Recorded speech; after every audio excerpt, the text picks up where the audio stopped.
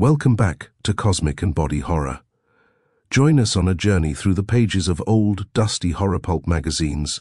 Before we begin, I invite you to pause for a moment and share in the comments where in the world you're listening from and what time of day it is for you. The Terrors of the Upper Air by Frank Orndorff.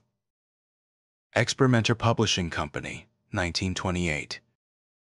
Pemberton, the great detective, renowned as never having failed to get his man, spoke to the secretary of the president of the state fair and passed on to the president's office door, marked private. He entered without knocking. Well, what happening is responsible for this visit?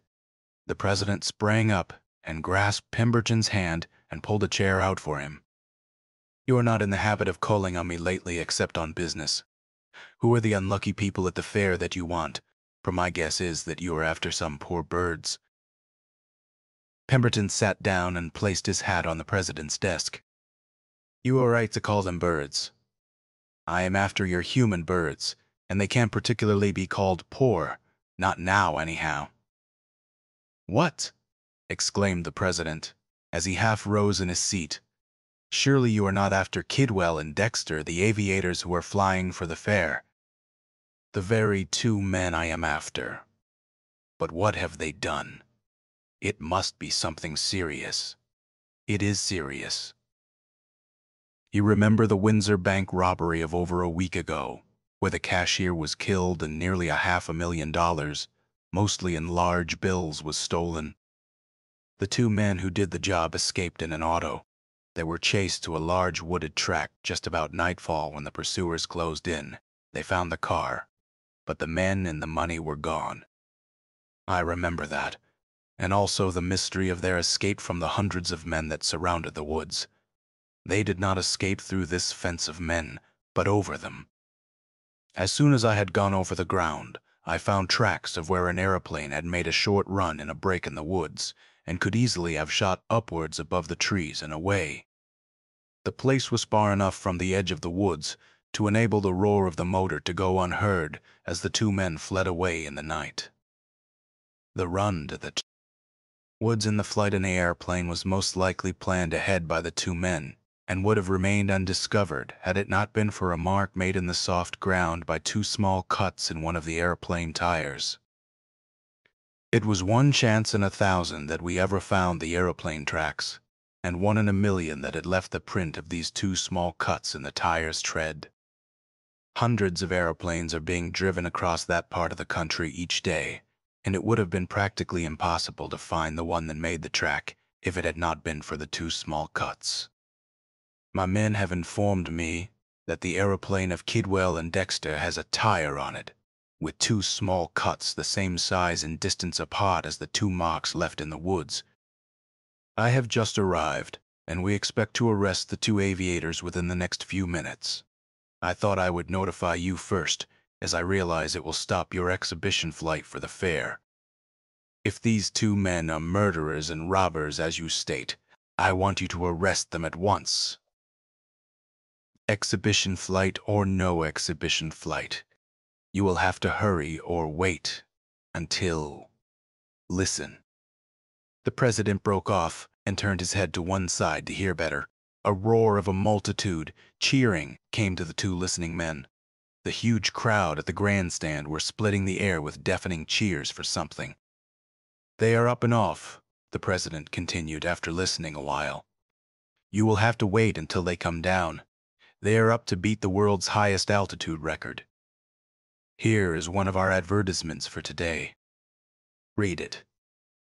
Pemberton took the paper that was handed him and read the following. Pemberton handed the paper back and inquired, "How long will it take them to make the flight?" "About 2 or 3 hours is all they figured they would need," he answered. Pemberton decided to go to the receiving station to listen, and the president went with him. The two men made their way across the crowded fairgrounds until they came in front of the large grandstand. Here, a crowd of several thousand people were jammed around a platform on which were a few men and a table of instruments, the largest part of which were 4 huge phonograph-like horns that faced in 4 directions. They made their way through the crowd and had just climbed to the platform when a voice issued from the horns. The words were, "Have just reached 3,000 feet." Looking upwards, Pemberton could see a speck circling above and rapidly growing smaller. It was the aeroplane winging its way ever higher and higher. He leaned over to the president. "How is it we can hear their voices and cannot hear the roar of the motor on the ground?" It was impossible to hear a voice because of the deafening roar of an aeroplane motor. The president leaned over and tapped one of the men on the shoulder who was tinkering with the instrument and said, "Billy, tell Mr. Pemberton here about the wireless telephone. Tell him why one can hear a voice from above and yet not hear the roar of the motors." Billy dropped into a chair next to Pemberton and, keeping one eye on the instrument, explained, "Darby Kidwell and Dexter are using the same kind of wireless telephone instruments that our aviators in France had begun to use when the war ended, to communicate with each other and with headquarters. You know, sound is vibration of the air and travels in waves and in a straight line unless turned aside by something. The aviator's instrument is like a helmet and covers most of his head. The receivers are flat and lie over his ears. The outside sound is deadened by the padding in the helmet, and it was found that it would be necessary for the padding to cover most of the lower jaw to kill the outside sound. The mouthpiece, the part they talk into, is fastened directly in front of the mouth. It is padded to stop the outside sound. Only a tube-like opening, directly even with the person's mouth, is left unpadded. There are 3 or 4 small holes in the tube, and when the person talks, his voice is thrown straight through the small openings and makes the instrument work, while other sounds pass by as the waves do not get a straight entrance to the diaphragm. Both the receivers and the mouthpiece have wires running to a plug in the side of the aeroplane which connects with the batteries and instrument that send the wireless waves in all directions and reach us.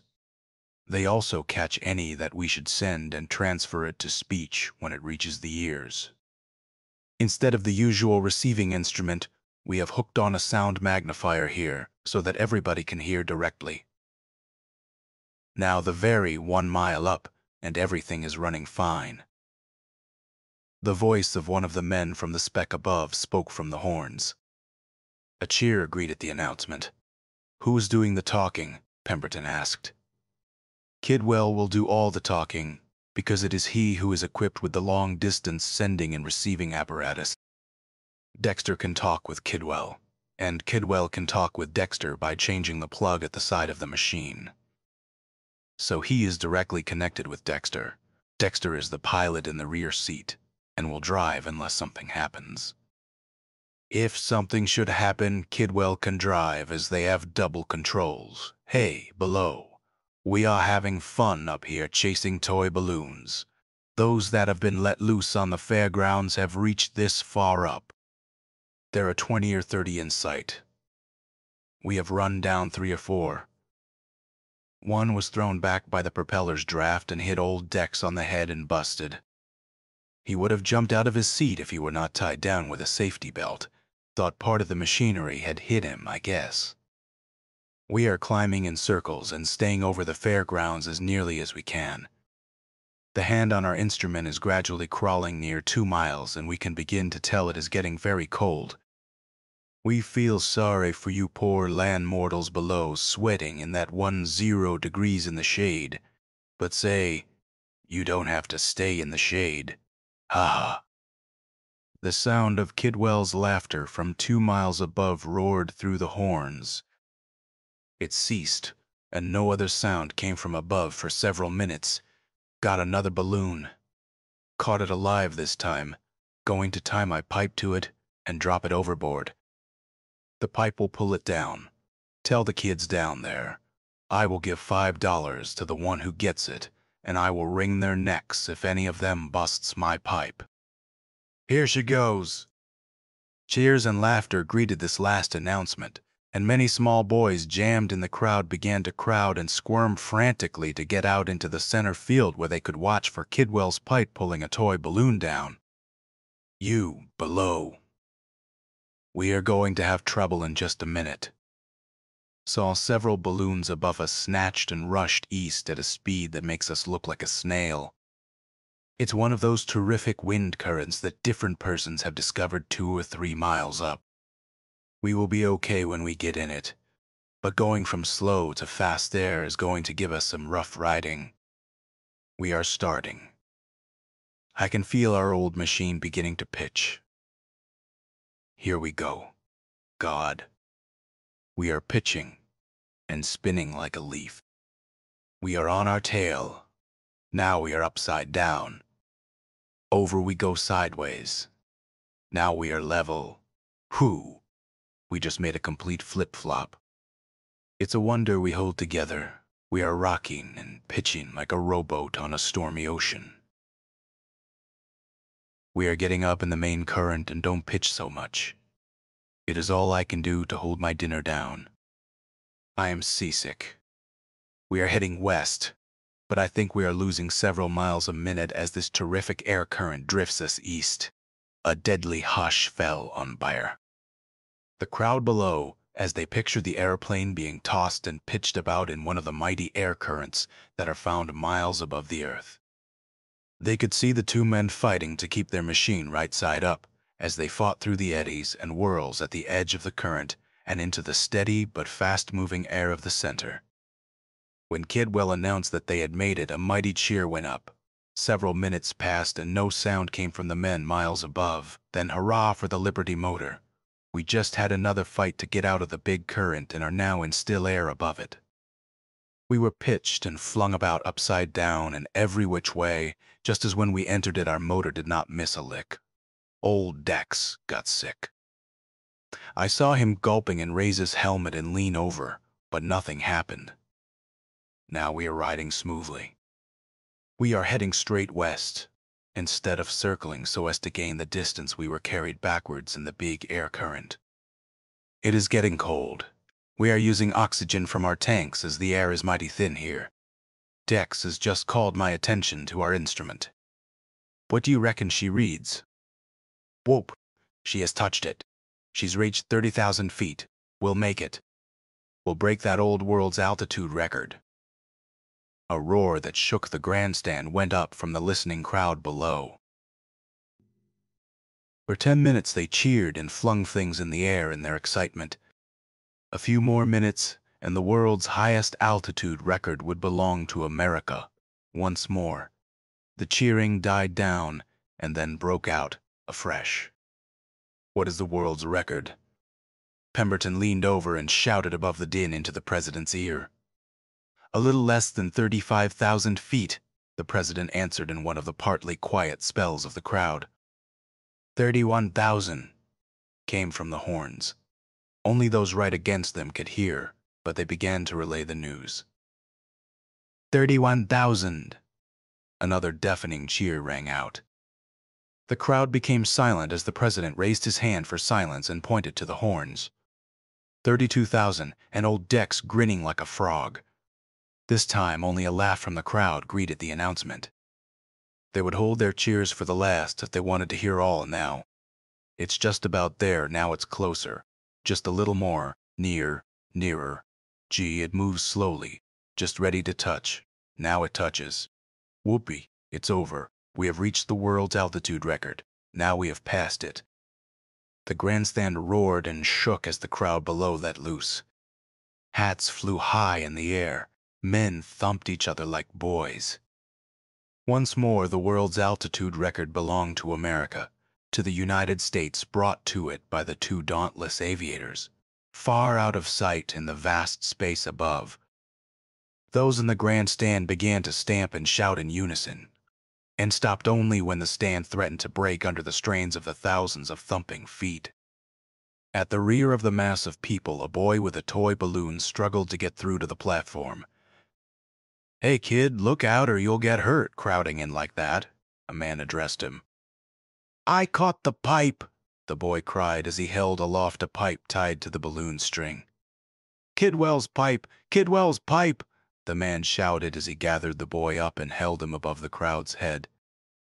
From hand to hand they passed the boy to the platform, where the president of the fair met him, and led him to the front of the platform where the boy held up the toy balloon with a pipe tied to it. The boy was still panting, for he had caught the pipe nearly a quarter of a mile away and had run all the way back to the crowd while other boys chased him. The president took a $5 bill from his pocket and gave it to the boy and took possession of the pipe. The boy struck through the crowd, headed for the refreshment stands while the president returned to his seat. 40,000 feet up, and cold as 50 North Poles. The people became quiet with awe. Not satisfied with breaking the world's altitude record, these two daredevils were steadily climbing higher and higher. 40,000 feet miles high. How far would they go? We have just noticed a queer color of the air, just a short way to our west, although we can hardly call it color. It might be just our imagination. Anyway, Dex has headed the machine in that direction.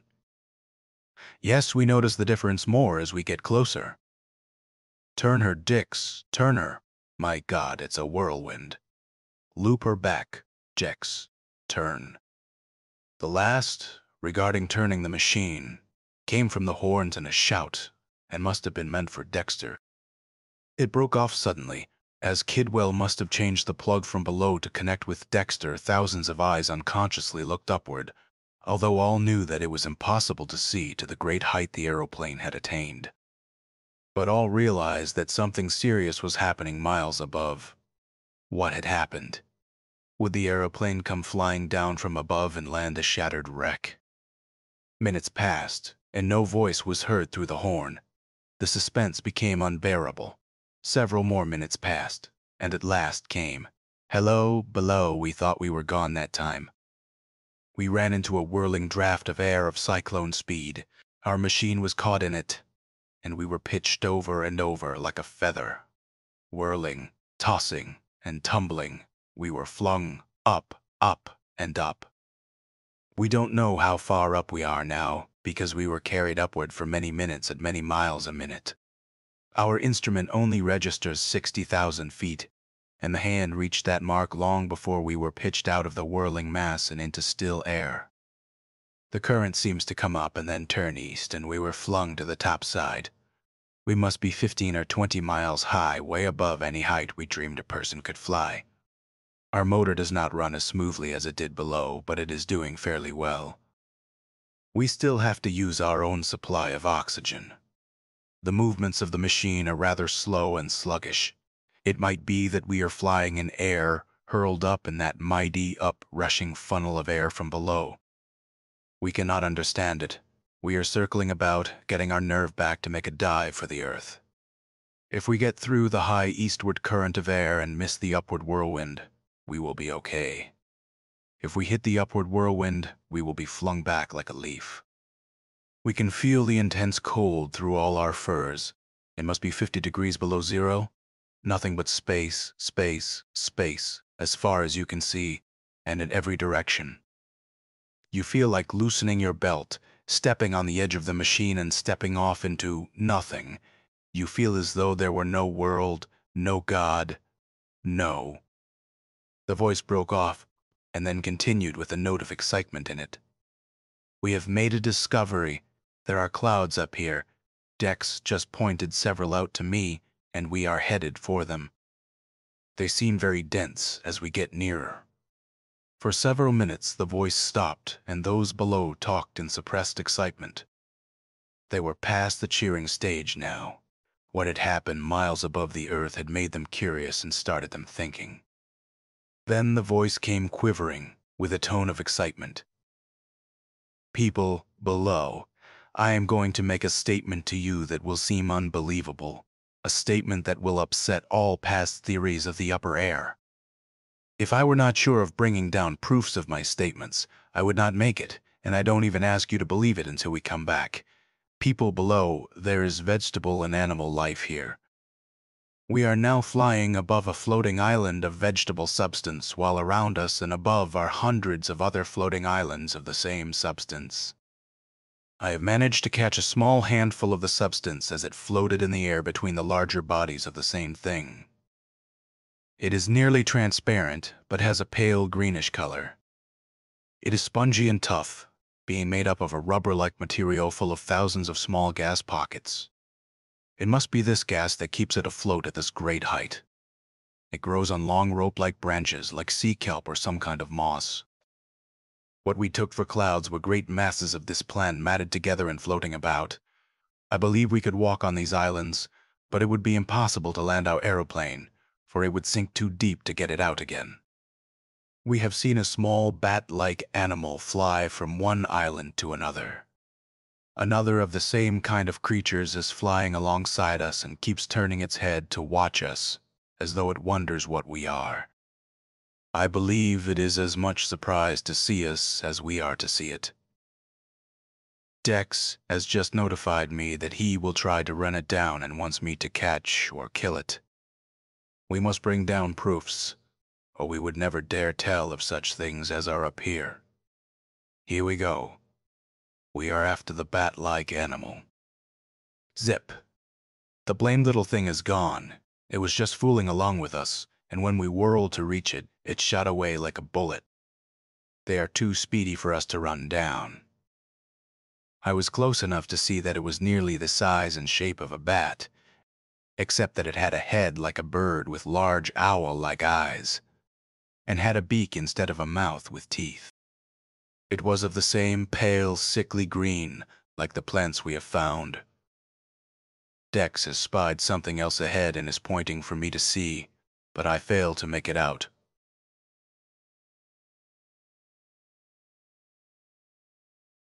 Now I see it. It is something long twisting through the air.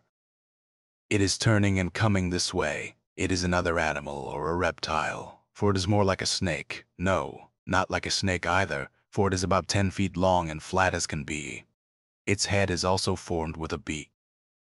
It looks like a huge ribbon floating through the air. It is turned and is flying above and to one side of us, looking down at us while it winds its way along.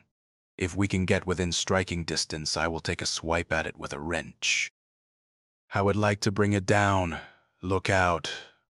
Jax, now hold her steady. The last came in a shouted command and must have been meant for Dexter. Then, that queer snake-like thing turned and in a flash had straightened out in a line and shot down on us like a bullet. It hit the top of our right wing and went through as though the wing were a spiderweb. Then it struck one of our stay wires and was split long ways for a foot or more. It clung to the wire, thrashing about, a blood of that pale greenish color oozing out. When I was ready to go out on the wing and try to get it, it fell on the lower plane and was blown off. It fell below to the plant island, over which we are flying now. If it had struck either of us, it would have been death. A short distance more and we will make the dive for Earth, as our oxygen supply is getting low. I have been catching stray pieces of the plants of which the islands are made and have a bunch packed in the bottom of my cockpit. There is also a large bunch caught in the wires of our left wing, and several small bunches caught in other places. These might hold fast until we get down. I have been wondering if the change of pressure on the plant and animals, if we can catch any animals to bring down, will cause them to contract. The effect on them should be just the opposite of the effect on the fish that have been brought up from 2 miles or more under the sea. When they came up, the pressure was so much less that some swelled up and exploded. I believe these animals would be pressed together more if brought to the denser air of the Earth's surface. This plant up here might be made good use of below at some future time, and if, of all the sights, what monsters! What fierce fighting monsters! Look at the great gashes they are tearing in each other. They can't last. Oh, I forgot. You below. We just turned the half. Circle around the end of a medium-sized floating island and have come upon one of the most awful battles between two of the biggest and fiercest of monsters. One is like a large flying alligator, except that it has a huge beak and large bat-like wings. The other is shaped like an octopus, but has flat arms and 2 large balloon-like appendages on its back. It has a hellish beak. They are closed in one biting, clawing, and choking mass. We are circling them and watching. The flying alligator just laid open one of the devil fish of the air's balloons. It shrank as though it were full of gas. Now they are whirling on the air so fast you can hardly tell what is happening. The alligator has lost the use of one of its wings. The octopus has wrapped several of its arms around it. They are starting to sink. They're dropping. 2 of the arms bitten off. Everything up here is that sickly green. Both monsters are that color, and they are bleeding the green blood. If it is blood, they are now covered with gashes all over their bodies. They can't last much longer. There goes the other balloon. It shrinks. Now they are falling. They don't stop fighting. We are following them down and still circling around them. The 2 fighting air demons have fallen on the big island below us. They are hardly able to move. The alligator devil is now on top and rending the octopus to shreds. Its days are over. The flying alligator, for I don't know what else to call it, is victor. But it will never be able to fly again. One wing is completely torn in shreds, and the other is not much better. Its body is full of big wounds. The din of their screams and clashing of their beaks must have been awful. Where they came from or what they were fighting about, we do not know. It was one of the most horrific and most awe-inspiring sights man ever witnessed. The flying alligator has risen on its hind legs and is trying to lunge itself into the air, but it can only flutter like a broken-winged bird. It is giving out its cry, as we can see by the motion of its beak. Dex shut off the motor for an instant and drifted close over its head. It uttered a piercing scream like 1,000 wildcat whistles and lunged up for us. I hate to think what would have happened if it had been able to fly. I believe it would have rent us in pieces in a second. We are leaving here right now, for Dex has pointed out another flying alligator about a mile away, which is coming this way. It must be answering the wounded one's cries. It is traveling fast and coming from the north. We can see its giant, bat-like wings beating the air, and it rises and falls at each stroke. We are speeding westward, and as soon as we reach the edge of this extra-large floating island over which we are flying, we will dive for the earth. We cannot see the edge, but it cannot be over a mile or so. We have left the wounded flying alligator about a half-mile back, and the other monster has already reached it and has circled above it once. God, it has turned and is headed after us, its huge wings beating faster than before. We must reach the edge and dive, for it travels twice as fast as our sluggish acting machine. I am not scared, for I can see the edge about 2 miles ahead, and we will reach it before the demon can overtake us. Another has dropped from above where the wounded alligator is, and it also is now headed after us, miles above the earth, and being chased by 2 hideous monsters. Have you ever noticed birds' flyings? When they beat their wings downwards, they not only go forward but partly upward as well, and when they raise their wings for another stroke, they sink a little, instead of keeping a straight course ahead. That is the way these demons fly. Dex is giving our machine all it will take. The 2 demons are going fast, but we will reach the edge before they can catch us. God help us. Another monster, and straight ahead. We cannot go that way, it must turn south or north. No, not north, for I see 2 coming from that direction. We are nearly surrounded, and our only hope is south. I see the edge south, but it is a mile farther away than west. But we will make it. I don't see any of the demons coming from that direction. Our machine is roaring at full speed, but we are not making over 50 or 60 miles in this rarefied air. The demons of this upper air are flying twice as fast, and now there are nearly a dozen close on our trail and swiftly gaining. We are near the edge, and our danger is over. A minute more and we would have been lost, for now there are 2 monsters in front of us. We are surrounded, but we will reach the edge and will head down like a bullet before they can get near enough to head us off. Their screams are bringing other monsters from all directions. Just past one of those hideous flying devilfish and see another ahead and above us. We are just at the edge and are tipping down for our long dive. We'll be with you in a few.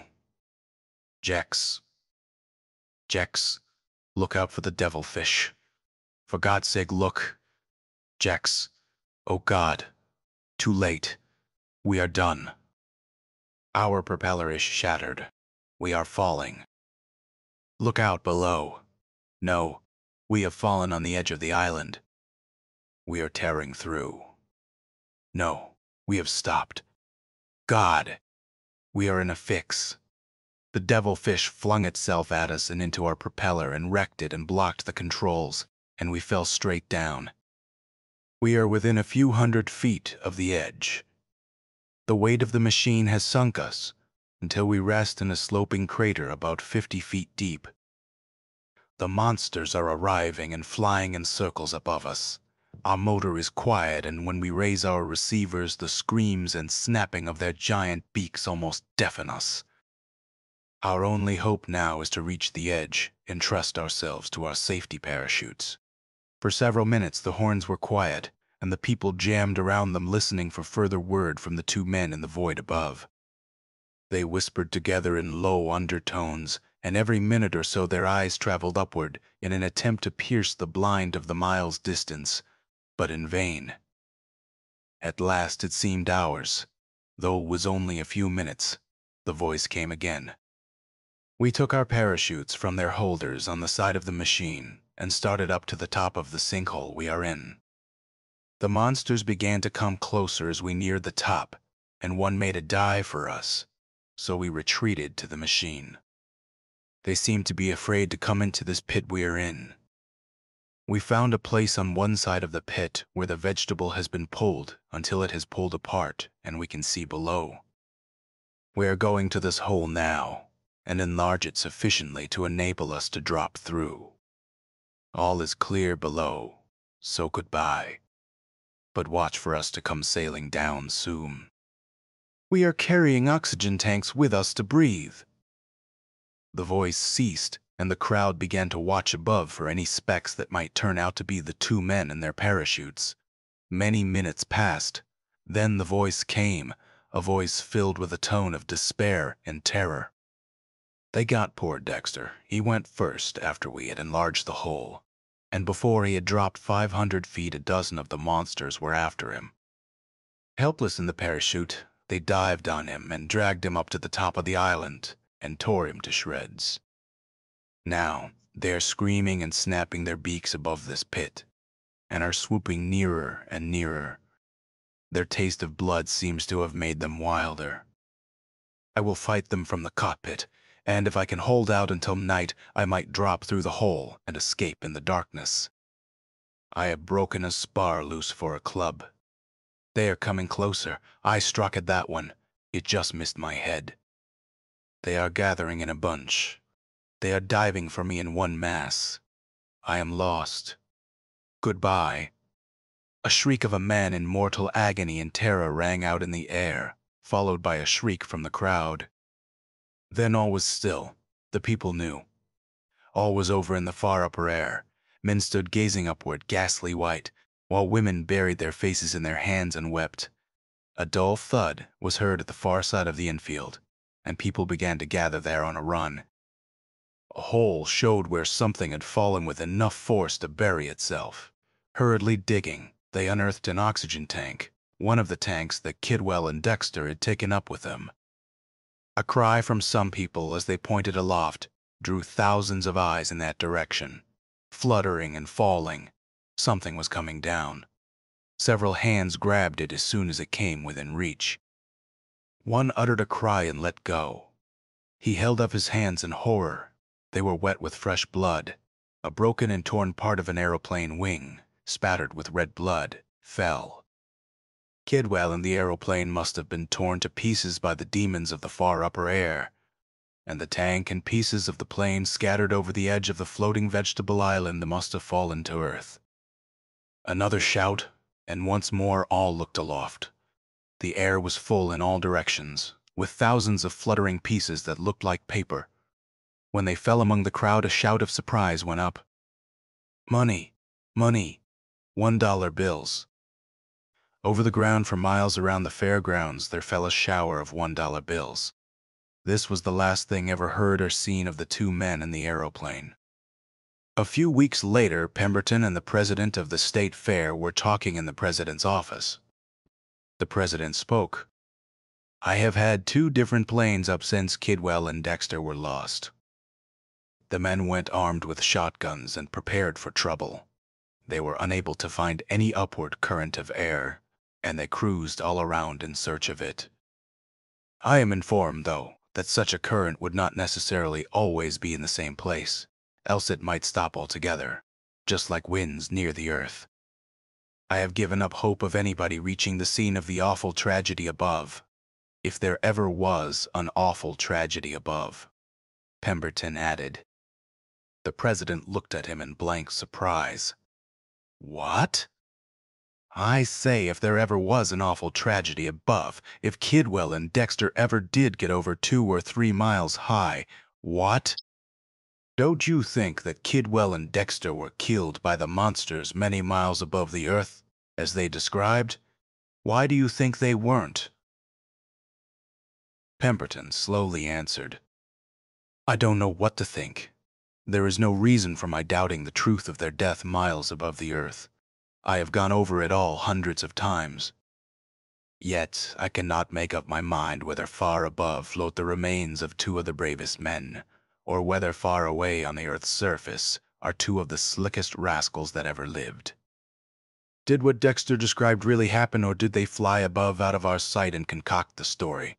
Did they cast down an oxygen tank, smear blood on a piece of plane that they might have taken with them for the purpose, and cast it down to fool us? A small cut on a finger might have furnished the blood, and they might have cast down part of the stolen money. Why did only $1 bills come down? Where are the $500,000 of large bills? They could be floating far above with the wrecked plane. Where is the upward whirlwind? Still, it might have moved or died out. We might have listened to one of the most awful death struggles, or we might have been the victims of one of the cleverest jokes ever played on the public. And the men escaped with $500,000. Who knows? End of The Terrors of the Upper Air by Frank Orndorff. If you found this story interesting, take a moment to support the channel, hit subscribe, click the bell icon so you're notified of new stories, leave a comment, and give the video a thumbs up. Share it on your socials if you think others might enjoy pulp horror. And if you'd like to go a step further in reviving these forgotten horrors, you can click the Super Thanks button below, or become a member of the channel. With your support, these dusty old stories may see the light once more.